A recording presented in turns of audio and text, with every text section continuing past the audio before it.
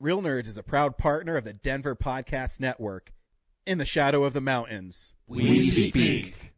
Hello, everybody. I'm JD Lopez, the host of Left Hand Right Brain. It's a free-flowing, wide-ranging conversation that I have with artists doing interesting and creative things here in Denver and beyond. We talk about their personal stories, break down their creative process, and what motivates them. Spoiler alert, it's mostly spite. We talk about all these things and more while kicking back, cracking wise, and always having a good time. You can find old episodes and everything you need to know at lefthandrightbrainpod.com. Oh, hi, podcast listeners. There's many ways you can listen to the Real Nerds podcast. You can subscribe on iTunes. You can also subscribe on Stitcher Radio. You want to send us a Twitter message? You can do that. It's so easy, at Real Nerds. Like us on Facebook, Real Nerds Podcast.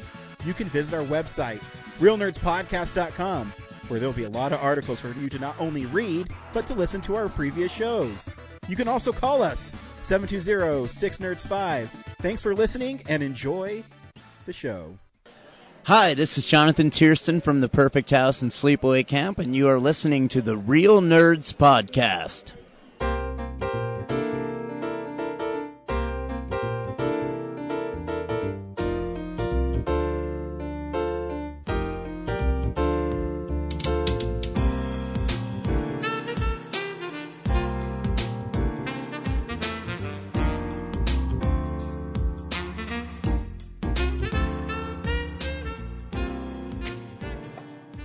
Welcome to another Real Nerds Podcast interview from Denver Pop Culture Con 2019. Hope you enjoy. Welcome to the Real Nerds Podcast, live from Denver Pop Culture Con 2019. I'm joined here by Safyre. Hello. Safyre Lyons. You came up to us, told us you were a fan. We appreciate it. Yeah. But something that was interesting to me, you're into computer sciences. Yes. Tell me a little bit about that. Because I am very much... Well, barely got grade school by the edge of my teeth. Yeah. So I've been into computer science since I was practically born. I've been a computer science nerd ever since I can remember. Seriously, I am about 16 years old, and I've been programming since age 6, so that's about 10 years now. Yipes. My first programming language was actually Batch, which is on Windows. And I actually made a few working programs with that. So for those who might not know in the listening audience, explain what Batch is. Batch is a very simplistic, general-purpose language, which means you can practically use it for almost anything. Mm-hmm. And it only runs on Windows. Think of stuff you make on command line, like when you write commands on the command, terminal, which is like when you have to do something for. What's a good example of something you have to do in the terminal? There's just so much I do with the terminal because I use Linux now. Right. But there's a few things that the terminal can do. If you ever code, you might use the terminal quite a bit. Okay.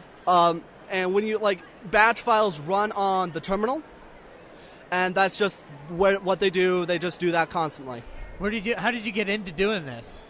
I actually got into it by just my mom, actually. All right. My mom actually had me when she was pretty young. She was 17 when I was born. And so the thing is, when I got into computer science, I got into it because I finally got access to a computer, and I actually wanted to do more with that computer. I saw what it can do. I'm like, I want more out of this. I want more to do than just maybe this game here and there. I want to make my own things. You want to be able to control and kind of engage with it a little bit more on a personal level. Yeah, I do. I feel you. Yeah. So from there, when you decide okay, I'm going to start coding. I'm going to start doing kind of this. This is my passion. This is my. What was Did you have an avenue specifically that you wanted to get into, developing certain things? I first started into game development, but that quickly evolved into app development after a while, because after a while I realized how useful these tools were, and I just wanted to create endless amount of apps. I also have a GitHub where I just share simple apps that I make every now and again. Okay, right on. What kind of apps do you try to tend to develop? I try to. There's many types of apps I develop. I mostly try to do stuff that helps people, or helps get something started. Okay. One of my what I develop in is I develop in many languages right now. I develop in C++, which is more of a machine. It's a lower end language, which means it's closer to talking to the actual computer itself. Okay. Then I also have wrote a lot of programs in C, which is one of my least favorite languages, at the same time favorite. It's quite a bit of a love-hate relationship with C because it's a pretty painful language to learn, but once you learn it, you actually can do practically anything. You're a god if you know C. The best equivalent that I have is me trying to figure out how to use WordPress right now. Very fair. So so when you're developing those apps, like, I mean, are you trying to kind of go, like, what are you kind of looking for in terms of how to, like, create user functionality? Like, so, like, when I use an app on a phone, like, I need it to be able to navigate through certain different aspects. So, like, I hate it when it's too basic. So, like, how do you differ from others in terms of trying to navigate that programming process?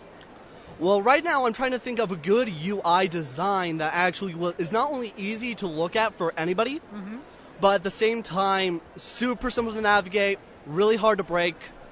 Because the one thing we all hate is when applications break. It's so annoying, and trying to fix them or just having to wait for them to restart is just not the best. Or waiting for them to clean themselves on your phone. Yeah. Which I also try to create really small apps that can do a lot of GUI stuff, which GUI is GUI, which means graphical user interface. Okay. That's basically what you see on your phone, your computer. Basically anything you don't have to type in on the command line is a GUI interface.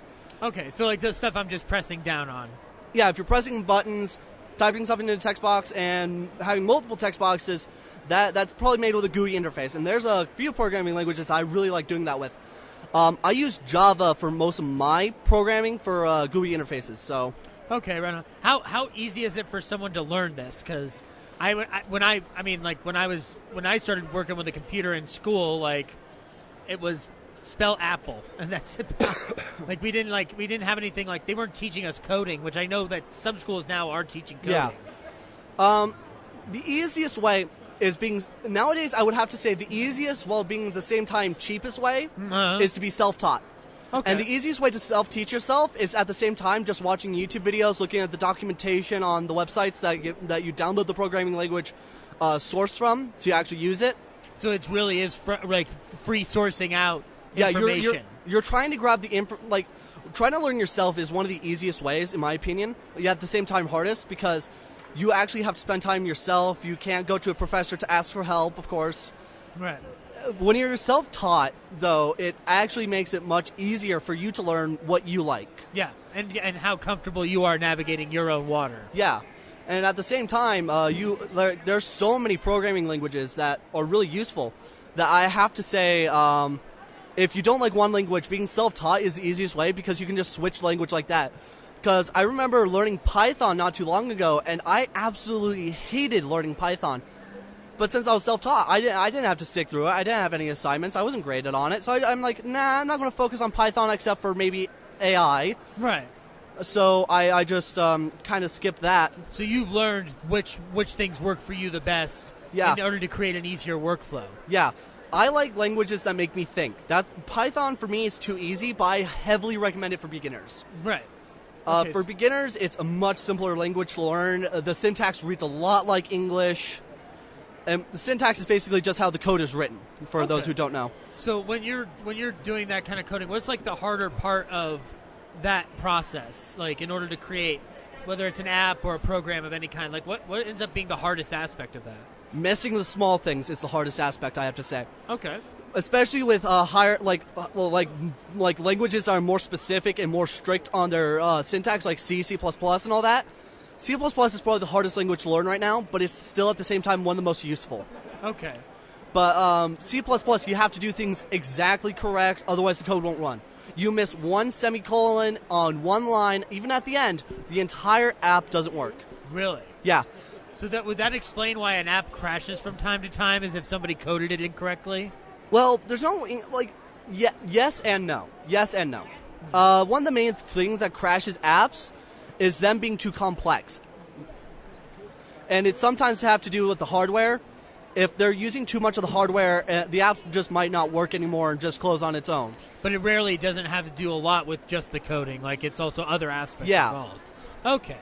And, also one of the big things I've seen beginners making mistakes in is trying to be as neat with your code as possible. Trust me, that is not important.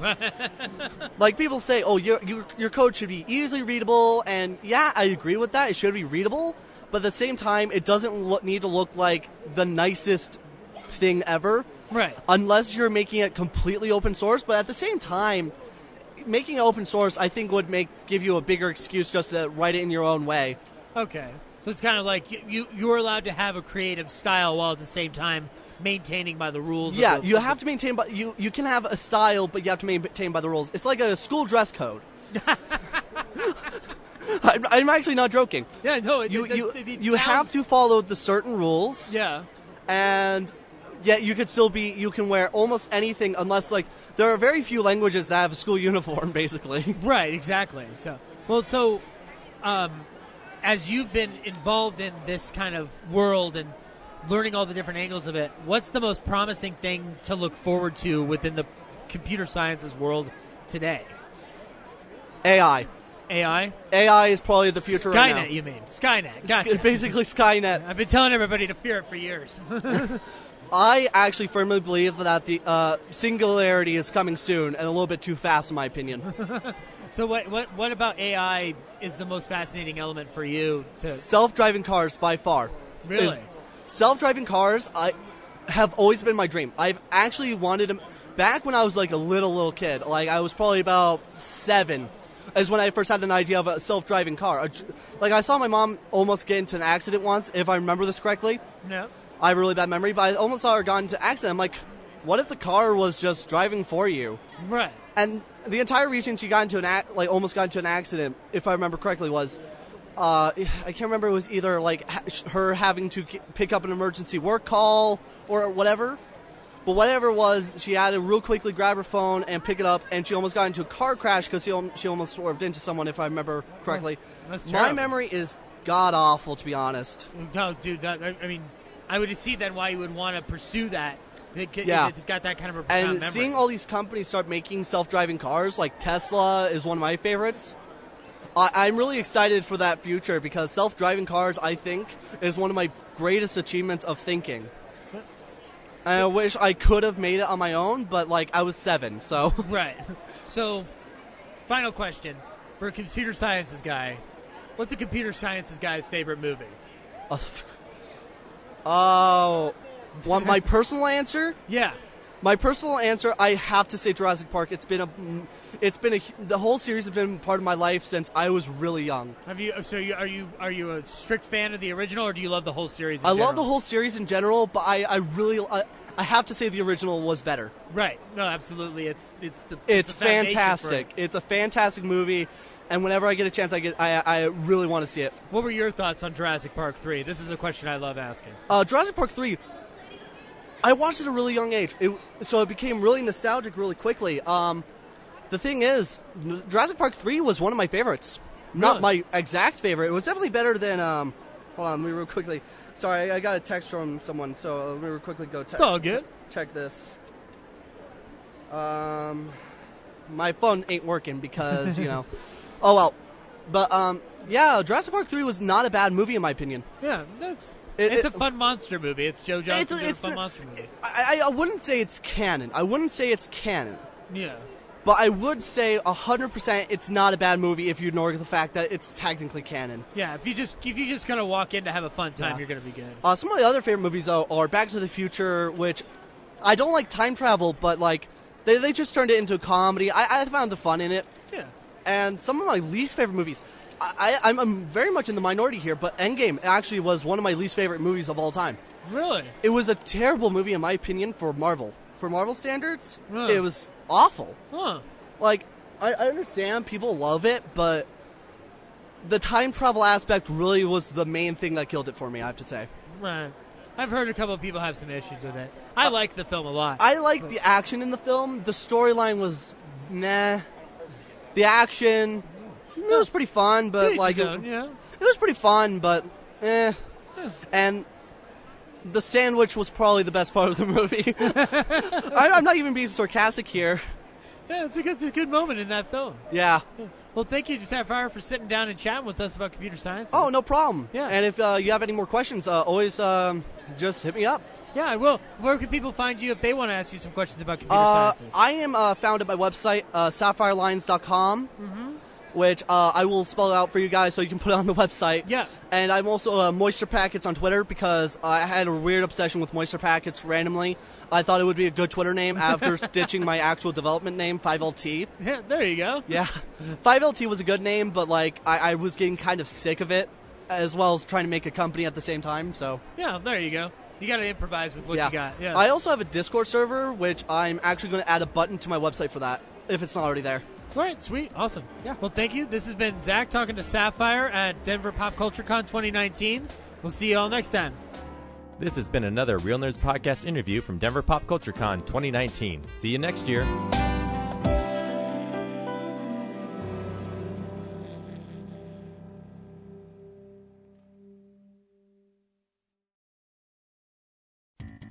Thank you for listening to this episode of Real Nerds Podcast. Real Nerds Podcast is a production of Nebulous Visions Multimedia.